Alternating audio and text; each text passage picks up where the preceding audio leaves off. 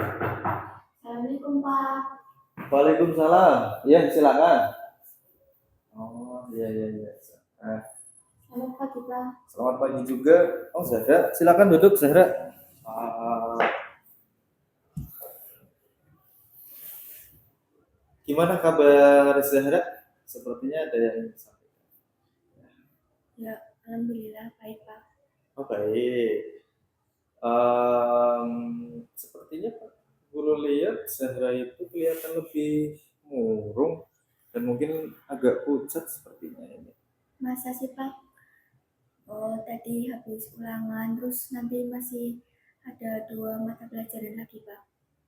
Oh, habis ulangan ya. Hmm. Tadi eh, 2 mata pelajaran sudah. Terus ini berarti masih ada lagi. Oke. Mata pelajaran sebelumnya sukses apa enggak? Ya, gimana ya Pak? Saya juga sedikit ragu, tapi saya sudah berusaha semampu saya. Oh ya Pak, sebenarnya ada yang ingin saya ceritakan. Hal ini cukup mengganggu konsentrasi saya Pak. Maka dari itu saya menghubungi Bapak. Oke, ingin ada yang diceritakan. Oke, eh, sebelumnya Pak Guru ingin menanyakan nih, Zahra itu sudah pernah melaksanakan konseling atau belum? Belum pernah Pak, baru kali ini saya akan melakukan konseling. Oh, baru kali ini ya. Oke, jadi begini ya Zahra. Mungkin Pak Guru jelaskan terlebih dahulu bagaimana tata cara konseling ya, supaya nanti kegiatan kita itu berjalan dengan lancar. Oke, di sini bahwa konseling itu ada 2 orang. Di sini kan ada Pak Umam dan juga Zahra. Oke, dan katakanlah di sini Pak Guru itu sebagai konselor dan mungkin di sini Zahra itu sebagai konseling ya.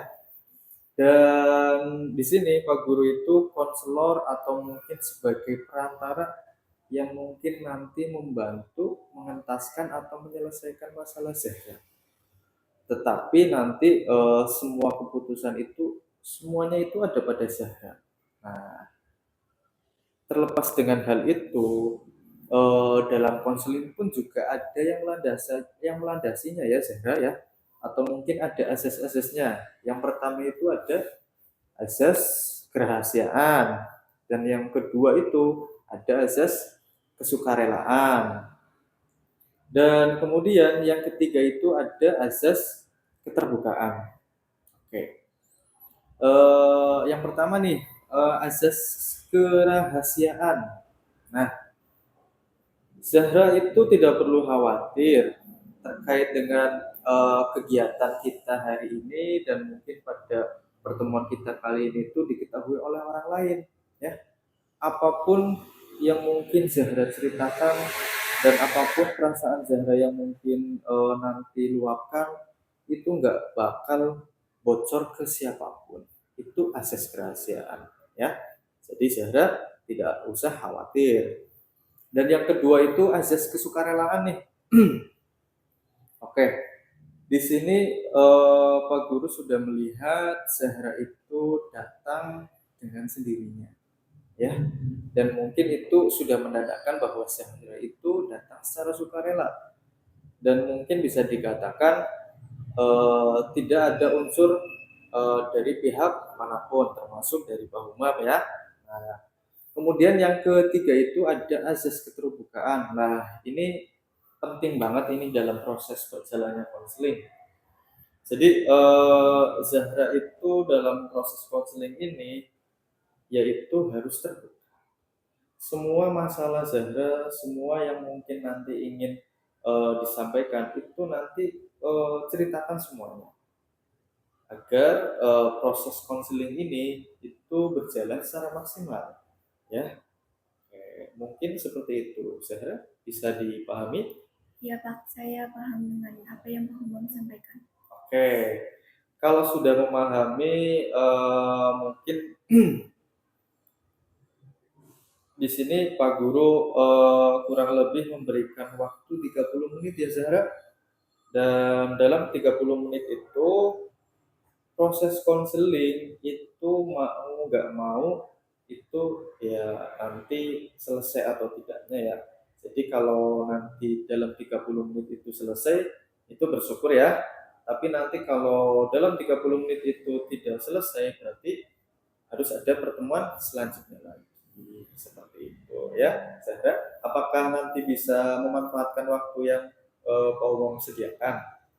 Ya Pak, saya bersedia. Apakah benar tidak mengganggu waktu Pak Imam? Oh, jelas tidak dong Zahra. Jadi begini ya Zahra, kalau Zahra menanyakan kayak gitu sih, tentu Pak Guru itu tidak sungkan-sungkan kalau ada siswa yang tiba-tiba datang atau mungkin bahkan dipanggil, itu pasti Pak itu akan meluangkan waktu untuk melayani siswa. Bahkan ketika mungkin Pak Guru itu sedang berada di kelas, kemudian ada anak yang mau bercerita, itu pun Pak Guru apa namanya akan meluangkan waktu dan mungkin akan meninggalkan tugas di kelas. Setelah itu Pak Guru akan memberikan layanan terlebih dahulu karena ini sangat urgent kayak gitu harus diselesaikan seperti itu ya saya. Dan mungkin hmm, sepertinya sudah jelas ya tadi konseling individu seperti apa ya. Oke baik.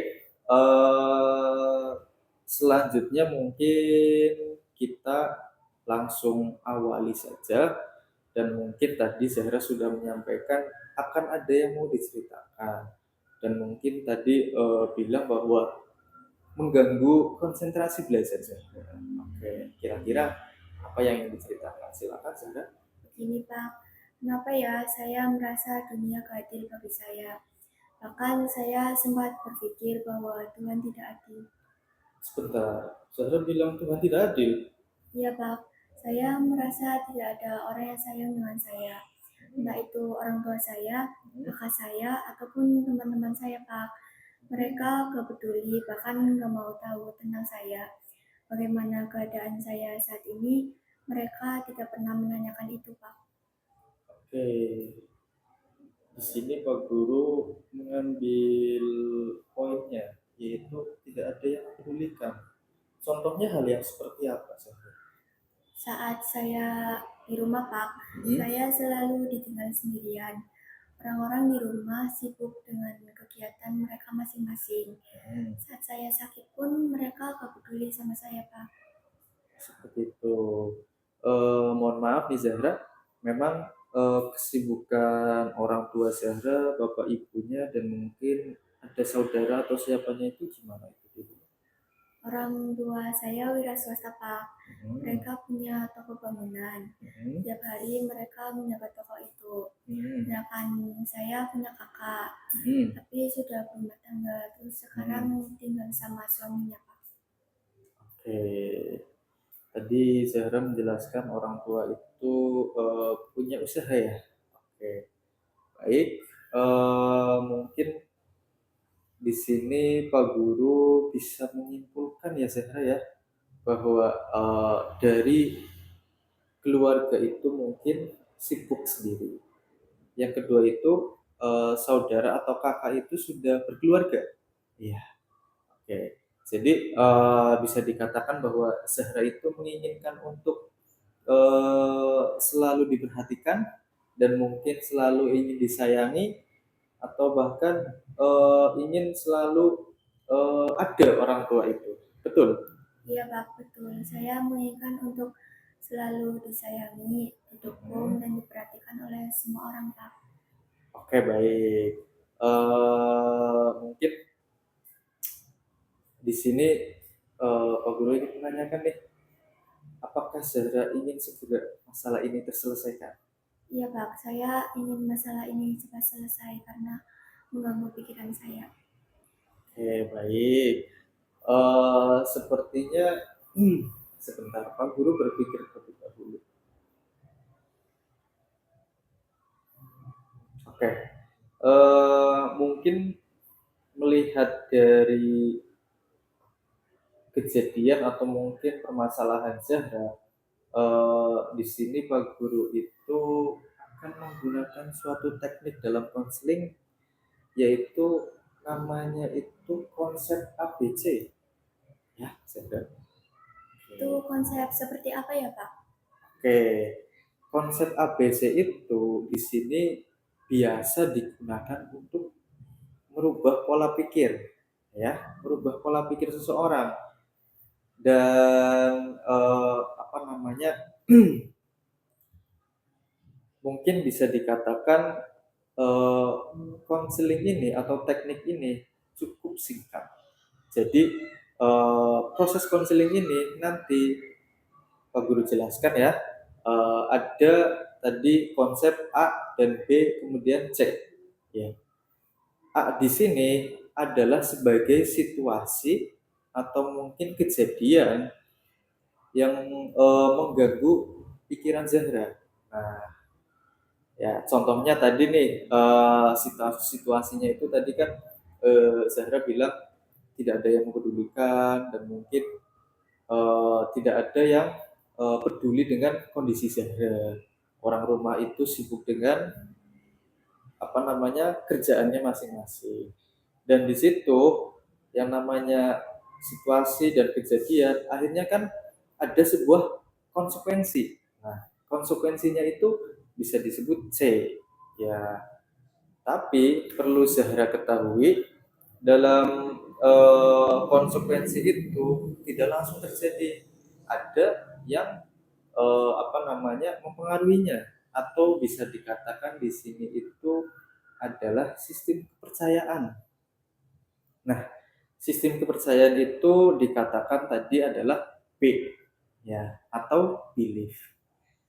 Jadi kan tadi Pak Guru jelaskan lagi ya Zahra, yang pertama A. A itu adalah situasi atau mungkin kondisi, dan yang kedua itu adalah B. B itu adalah sistem kepercayaan Zahra. Dan kemudian yang ketiga itu adalah C, konsekuensinya atau mungkin dampak atau mungkin nanti eh, perilaku yang muncul seperti itu atau seperti seperti itulah pokoknya lah ya. Atau Zero sudah bisa dipahami? Ya, Pak, saya sudah paham. Oke, kalau sudah memahami, Pak Guru lanjut dulu ya. Di sini dalam konsep B itu dibagi menjadi dua lagi Zahra ya. Yang pertama itu adalah belief irasional dan yang kedua itu adalah belief rasional. Perlu diketahui Zahra ya, di sini belief irasional itu adalah pikiran yang tidak masuk akal. Nah, dan mungkin akan mengakibatkan pemikiran atau konsekuensi yang negatif seperti itu. Contohnya tuh tadi kan Zahra bilang eh, bahwa tidak ada yang mempedulikan. Itu kan suatu contohnya. Kemudian yang kedua itu adalah belief rasional. Nah, di sini adalah kebalikan dari irasional, di mana Zahra itu eh, atau seseorang itu di sini rasional itu pemikiran yang masuk akal, ya, dan mungkin mengakibatkan seseorang itu mungkin kepercayaan yang positif seperti itu. Bisa dipahami Zahra? Ya, Pak, sudah cukup jelas. Sudah cukup jelas ya. Oke, mungkin kalau sudah cukup jelas, sebaiknya untuk apa namanya mempersingkat waktu, kita langsung praktekkan atau mungkin kita langsung gunakan pada masalah Zahra ya. Oke, baik. Mungkin sebelumnya Pak Guru ingin Zahra itu duduk senyaman mungkin. Ya, sambil senderan boleh nggak apa-apa. Iya, ya, seperti itu. Gimana? Sudah nyaman Zahra? Sudah. Sudah. Oke, kalau sudah nyaman, coba Zahra dengarkan semua perkataan Pak Umar dan apa namanya sampai dengan nanti selesai tetap memejamkan mata ya Zahra ya. Sebelum nanti Pak Guru menyuruh Zahra membuka mata, itu Zahra tidak boleh membuka mata. Oke, bisa dipahami? Oke, sekarang Pak Guru minta Zahra pejamkan mata. Oke, bagus. Kemudian Pak Guru minta Zahra tarik nafas dalam-dalam. Kemudian buang lewat mulut. Tarik nafas lagi dalam-dalam. Buang lagi lewat mulut. Coba berulang kali sampai Zahra itu benar-benar nyaman.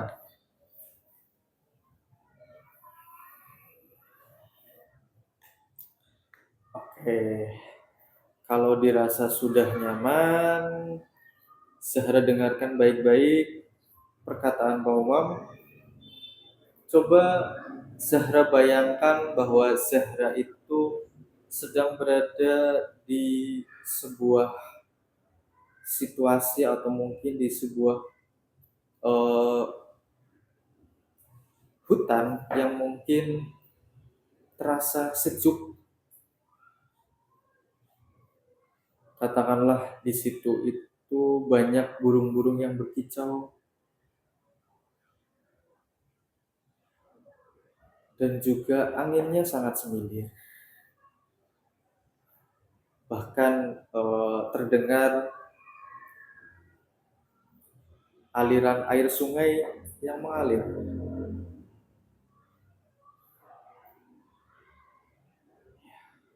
Tarik nafas dalam lagi, Zahra, kemudian keluarkan lewat mulut sampai benar-benar bahwa Zahra itu merasakan kenyamanan.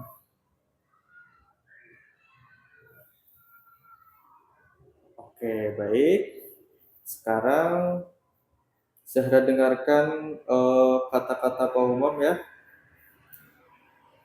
Bayangkan bahwa saat itu Zahra baru pulang sekolah. Ya, dan mungkin Zahra itu sudah di depan rumah, sempat ketok-ketok pintu, tetapi saat itu tidak ada orang satupun yang membukakan pintu. Ya. Dan tanpa disadari bahwa ternyata pintu rumah itu tidak dikunci. Zahra kemudian masuk di dalam rumah yang mungkin saat itu keadaannya itu sedang tidak enak badan. Pastinya kondisi lelah dan mungkin lapar juga karena perjalanan dari sekolah ke rumah itu cukup lama. Kemudian Zahra beranjak ke dapur. Ternyata setelah melihat kondisi dapur itu juga tidak ada satupun makanan yang mungkin bisa Zahra makan saat itu. Oke. Dan padahal Zahra itu sebelumnya sudah sempat memberikan kabar bahwa Zahra itu akan pulang lebih awal karena kondisi Zahra itu sedang tidak sehat. Ya, tetapi ternyata kondisi rumah itu semuanya tidak mempedulikan. Mereka itu seolah sibuk dengan kesibukannya. Bapak, ibu, atau bahkan saudara-saudaranya itu tidak ada satupun yang peduli. Bagaimana perasaan Zahra saat itu? Tentu saat itu Zahra akan berpikiran bahwa semua orang itu seperti tidak peduli, atau bahkan perasaan Zahra itu saat itu juga pasti ingin menangis, pasti kecewa, dan bahkan seolah seperti benci dengan orang-orang yang ada di rumah karena tidak ada satupun orang yang peduli. Oke, baik. Sekarang Zahra dengarkan perkataan Pak Umum lagi. Di sini Pak Guru meminta Zahra, ibarat kata di situ baru pulang dari sekolah juga. Tapi saat itu Zahra berpikir bahwa di sana Bapak, Ibu, dan Zahra itu sedang sibuk bekerja. Dan mungkin dari pagi hingga malam mereka itu sibuk bekerja. Bahkan ketika jam makan pun mereka sampai lupa. Tapi di sini Zahra harus berpikiran bahwa orang tua di sana itu bekerja itu demi Zahra, demi untuk memenuhi kebutuhan Zahra, demi untuk memenuhi semua keinginan Zahra, dan demi untuk anaknya satu-satunya atau mungkin tadi yang tinggal di rumah itu tidak ingin kekurangan satupun kebutuhannya. Dan di sini Zahra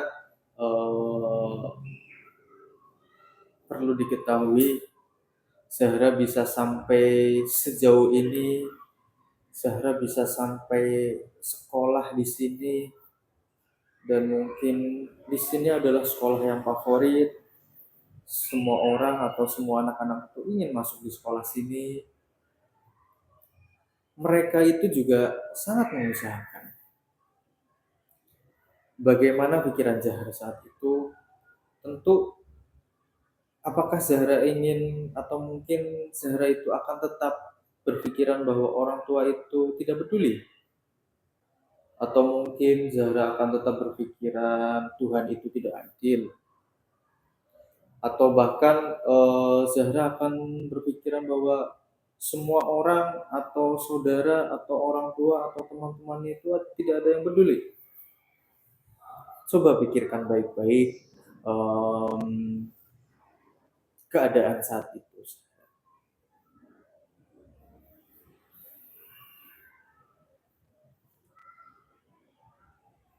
Oke, baik, Zahra.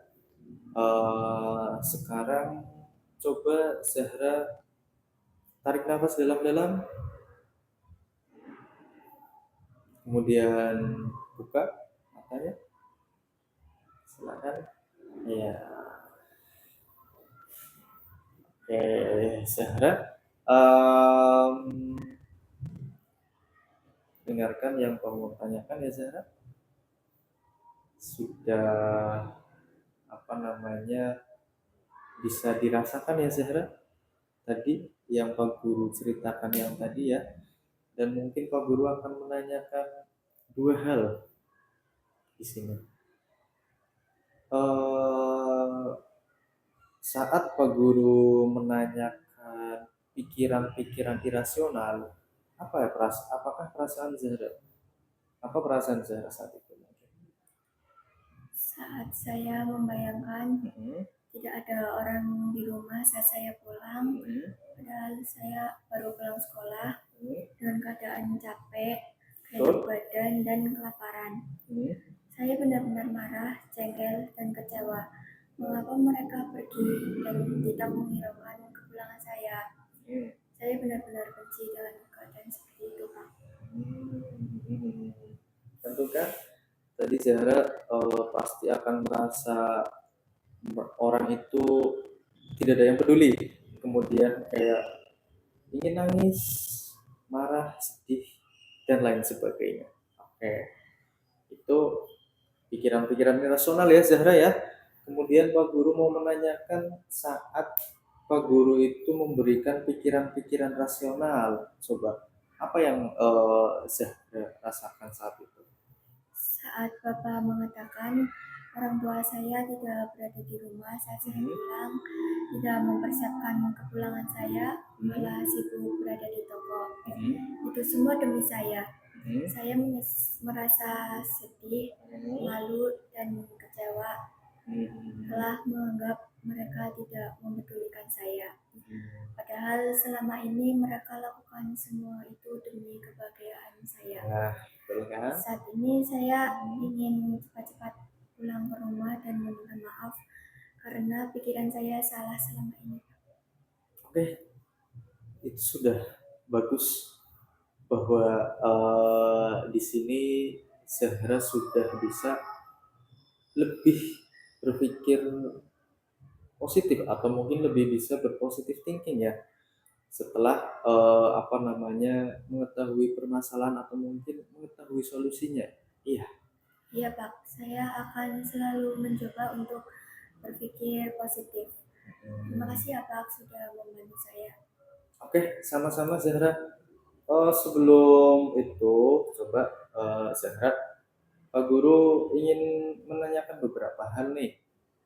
Oh iya, bagaimana perasaan Zahra setelah bercerita dari awal permasalahan, kemudian sampai dengan menemukan solusinya? Itu gimana perasaan saya? Saya merasakan ada kelegaan di dalam hati saya Pak setelah bercerita. Terus saya juga menemukan pemecahan masalah yang saat ini saya alami. Bagus. Ya, ya. Jadi bisa Pak Guru simpulkan di sini Zahra atau mungkin kita sudah bisa menemukan solusinya ya Zahra ya.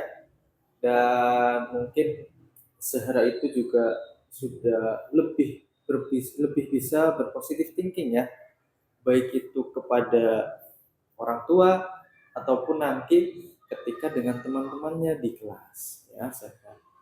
Oke baik, Zahra. Selain hal itu juga Pak Guru ingin menanyakan beberapa hal lagi Zahra. Eh, di sini kan Pak Guru itu sebagai pembina futsal dan juga guru BK Zahra. Dan katakanlah eh, saat kegiatan mungkin latihan futsal pun atau ekstrakurikuler futsal, Pak Guru juga sebetulnya memperhatikan Zahra. Dan memang Pak Guru melihat bahwa saat akhir-akhir ini Zahra itu jarang berangkat latihan. Nah, iya kan? Coba Zahra kemarin tidak berangkat latihan berapa kali? Coba yo berapa kali? Apa ya Pak? Kayaknya 1 minggu lebih lah Pak. Nah kan? Nah itu. Ya Zahra, karena di sini kan Pak Guru sebagai pendamping atau pembina eskul dan kebetulan guru PK juga, tentunya Pak Guru memahami dan mungkin memperhatikan ya. Nah, berarti bisa dikatakan permasalahan yang mungkin tadi Zahra alami itu berpengaruh juga ya sama aktivitas Zahra di futsalnya. Iya Pak, selain mengganggu konsentrasi saya juga mengganggu kegiatan ekstra saya Pak. Oke, ya sekarang sudah menemukan solusinya. Harusnya kedepannya Zahra harus lebih disiplin lagi ya Zahra ya. Dan mungkin uh, di di bulan-bulan ini atau mungkin di bulan ke depan itu akan banyak event ya, dan di situ pastinya ketika Zahra tidak berangkat otomatis berpengaruh dong dengan tim ya, tentunya di situ teman-teman juga akan kecewa ya. Oleh karena itu Zahra nanti harus lebih disiplin lagi. Oke, bisa berangkat lagi nanti Zahra. Iya Pak, bisa. Nanti lebih disiplin lagi. Oke. Ngomong-ngomong nih, Pak Guru juga ingin kepo satu hal lagi nih. Sebetulnya orang tua Zahra support gak sih? Mungkin Zahra itu ikut eskul futsal, padahal kan Zahra itu kan perempuan. Ya. Support Pak. Support. Yes. Oh iya. Supportnya yang gimana tuh maksudnya? Ya Eh, beliin saya peralatan futsal gitu Pak, mulai dari jersey, jersey. ya terus Ah, sepatu juga yang harganya cukup mahal sih Pak. berapa? Yang harganya berapa tuh? Ya 1,5 juta mah ada Pak. Oh, 1,5 juta ada. Terus beliin apa lagi tuh? Beliin, kan saya pas awal masuk ekstra futsal itu jadi kiper ya Pak. Oh, jadi kiper. Ya Ya, ya. jadi saya Ya. juga butuh kayak peralatan buat pelindung gitu. Oh iya, pelindung yang di bagian Iya. sini ya. Oke. Terus selain itu apa lagi coba? Boleh juga dibeliin sih Pak, buat kata ayah Oh, latihan di rumah gitu. oh sampai bola juga Iya. dibelikan. Oke, ada lagi. Udah sih Pak Oh, kayaknya. sudah.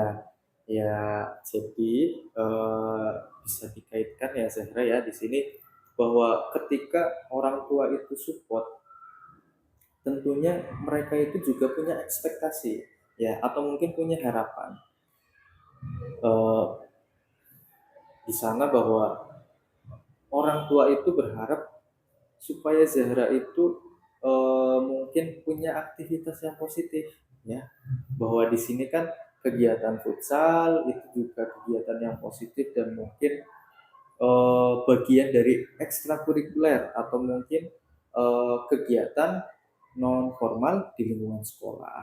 Nah, di sini Pak Guru juga berpesan meskipun di sana itu orang tua Zahra sedang sibuk katakanlah menjaga warung atau menjaga toko yang mungkin usaha dimiliki orang tua, tapi Zahra tetap harus fokus dengan kegiatan Zahra. Itu sudah bagus kegiatannya tuh, kegiatan positif ya. Karena tadi bisa sepulang sekolah itu ada kegiatan futsal. Nah, itu sudah bagus.